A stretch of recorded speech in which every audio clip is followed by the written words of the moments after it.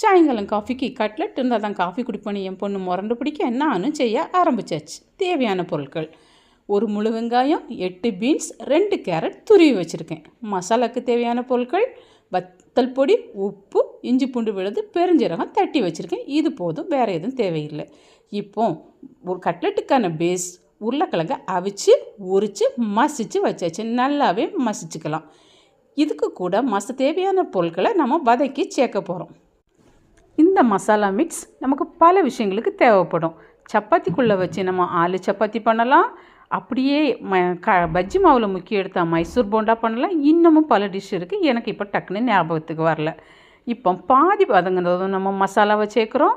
ஃபுல்லாக வதங்கினதுமே நம்ம இறக்கி எடுத்துடலாம். இது பச்சை வாசனை போனோன்னே நம்ம இறக்குறது தான் மசாலா அது வதக்கிறதுக்கான டைம்.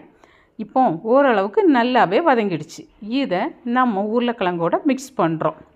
நல்லாவே மிக்ஸ் பண்ணிக்கிட்டு தேவைக்கு கெட்டித்தன்மைக்காக கொஞ்சம் கோதுமை மாவு சேர்க்குறோம். இது நம்ம ஆப்ஷனல், எவ்வளோ நாளும் சேர்த்துக்கலாம். இதுக்கு கூட பட்டாணி இருந்தால் போட்டுக்கலாம், இல்லைனாலும் பிரச்சனை இல்லை. பட்டாணியை மசிச்சும் சேர்க்கலாம், அப்படியேவும் சேர்க்கலாம். இப்போ இந்த பேஸை உருண்டை பிடிச்சி மைசூர் போண்டா மிக்ஸ் மாதிரி நம்ம கொண்டு வந்தாச்சு. அப்படியே மாவில் முக்குனா மைசூர் போண்டா, தட்டி போட்டால் கட்லெட். எனக்கு நல்லாவே தெரியும், கட்லெட்னாலே நம்ம எக் கோட்டிங் கொடுத்து ப்ரெட் க்ரம்ஸில் முக்குவோம். ஆனால் எங்களுக்கு எக் கோட்டிங் பிடிக்காதனால அப்படியே சூடாக்கி எடுக்க போகிறேன். இப்போ தோசைக்கல்லில் பட்டும் படாமலுமா எண்ணெய் விட்டு இதை நல்லாவே பச்சை வாசனை போகிற அளவுக்கு நம்ம சமைச்சு எடுக்கிறோம். இப்போ கட்லெட் ரெடி. எங்களுக்கு இது தாங்க கட்லெட். இது மாதிரி செஞ்சு பாருங்கள், உங்களுக்குமே பிடிக்கும்.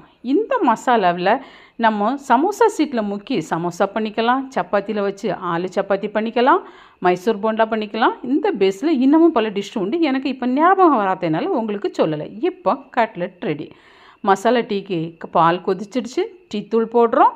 இஞ்சியை தட்டி போடாமல் துருவி போட்டால் இன்னும் நல்லா காட்டமாகவே இருக்கும். அப்புறம் ஏற்கனவே ப்ரிப்பேர் பண்ணி வச்சு டீ மசாலாவை போடுறேன். இந்த மசாலா எப்படி ப்ரிப்பேர் பண்ணுறேன்னு நான் உங்களுக்கு இன்னொரு நாள் வீடியோ போடுறேன். தேவையான அளவு மசாலா போட்டு சீனி ஆட் பண்ணி டீ ரெடி பண்ணியாச்சு. இஞ்சி டீ இருமலுக்கு நல்லது. மசாலா டீ நல்ல மணமாகவும் இருக்கும், சளிக்கும் நல்லது. நம்ம இந்த பனி சீசனுக்கு இது ஒரு பெஸ்ட்டு காம்பினேஷன். இந்த சமையல் உங்களுக்கு பிடிச்சிருந்தா என் சேனலை லைக் பண்ணி சப்ஸ்கிரைப் பண்ணி இதே சமையலை செஞ்சு பார்த்து எனக்கு கமெண்ட் பண்ணுங்கள். Thank you friends.